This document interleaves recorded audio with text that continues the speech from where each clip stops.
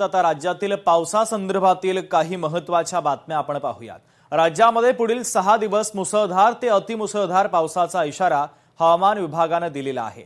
मुंबईत मुसळधार पाऊस असेल तर कोकण, मध्य महाराष्ट्र आणि विदर्भामध्ये पावसाचा जोर जास्त असेल असा अंदाज वर्तवण्यात आलाय। तर अनेक जिल्ह्यांना पावसाचा येलो अलर्ट सुद्धा देण्यात आलाय, तर काही जिल्ह्यांना पावसाचा ऑरेंज अलर्ट देण्यात आलेला आहे।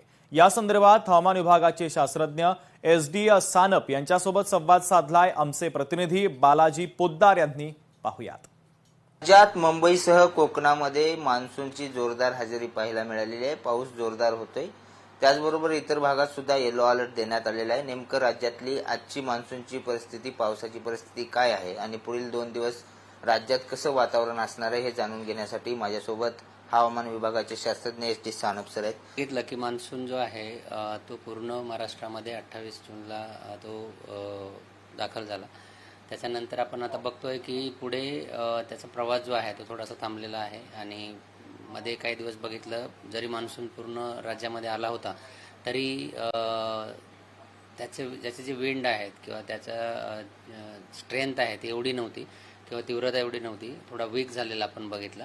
आता परत बघतोय मागच्या 24 ते 48 तासांपासून आपण बघतोय की कोकण किनारपट्टीसह घाटमाथ्यावर सुद्धा चांगल्या प्रकारे पाऊस पडतोय। येणारे 5 ते 7 दिवस तरी सिमिलर कंडिशन्स जे आहेत त्या कोस्टल रिजन म्हणजेच किनारपट्टीचा भाग आणि घाटमाथ्यावर असण्याची शक्यता आहे। इंटिरियर महाराष्ट्रामध्ये म्हणजेच मध्य महाराष्ट्र, मराठवाडा, विदर्भामध्ये तुलनेने कमी पाऊस असेल, परंतु सर्वदूर पावसाची शक्यता येणाऱ्या एका आठवड्यामध्ये आहे। बालाजी पोद्दार, लोकशाही मराठी, पुणे। लोकशाही मराठी ऐका, पहा, जागरूक रहा।